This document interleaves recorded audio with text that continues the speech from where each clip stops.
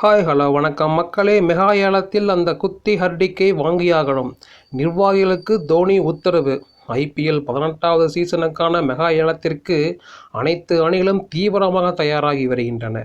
சிஎஸ்கேவும் முழு வீச்சில் பணியை துவங்கிவிட்டது.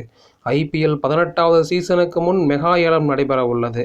கடைசியாக 2021ஆம் ஆண்டில் மெகா ஏலம் நடைபெற்ற போது ஹர்திக் பாண்டியா, ரஷித் கான், டேவிட் வார்னர் போன்ற முக்கிய வீரர்கள் அணி மாறினார்கள்.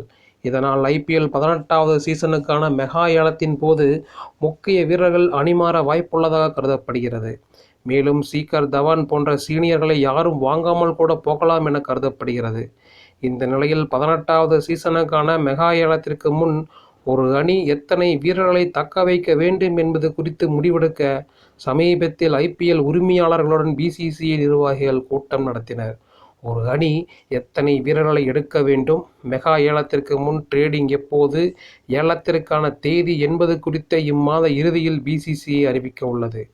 இந்த நிலையில் யார் யாரை விடுவிப்பது, யார் யாரை தக்க வைப்பது, ஏலத்தில் யாரை வாங்க வேண்டும் என்பது குறித்து அனைத்து அணிகளும் தீவிரமாக ஆலோசித்து வருகிறது. சிஎஸ்கேவும் யாரை வாங்குவது என்பது குறித்து ஆலோசித்து வருகிறது. சிஎஸ்கேவிலிருந்து பென் ஸ்டோக்ஸ் வெளியேறிய பிறகு அந்த இடத்திற்கு டேரில் மிச்சலை வாங்கினர். ஆனால் அவர் பெரிய தாக்கத்தை ஏற்படுத்தவில்லை.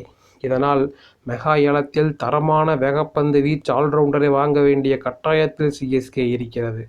சமீபத்தில் ஆந்திரா பிரீமியர் லீக் தொடரில் அதிரடி காட்டி அதிக ரன்கள் அடித்தோர் பட்டியலில் தொடர்ந்து முதலிடம் அடித்து அசத்திய வேகப்பந்து வீச்சு ஆல்ரவுண்டர் அஸ்வின் ஹெப்பாரை அடிப்படை தொகை 20 லட்சத்தில் வாங்க சிஎஸ்கே திட்டமிட்டுள்ளதாம். இவர் ஆந்திர மாநிலம் நெல்லூரைச் சேர்ந்தவர். ஒருவேளை மற்ற அணிகளும் வாங்க திட்டமிட்டால் அவருக்காக 8 கோடி வரை போராட முடிவு செய்துள்ளதாக தகவல் வெளியாகியுள்ளது. சமீபத்தில் ஆந்திர பிரீமியர் லீக் தொடரில் 8 போட்டிகளில் 456 ரன்களை குவித்து அசத்தினார். குறிப்பாக கடைசி 6 போட்டிகளில் 5 சதங்களை குவித்து அசத்தியுள்ளார். இவரை வாங்கி வளர்த்துவிட தோனி விரும்புவதாக கருதப்படுகிறது.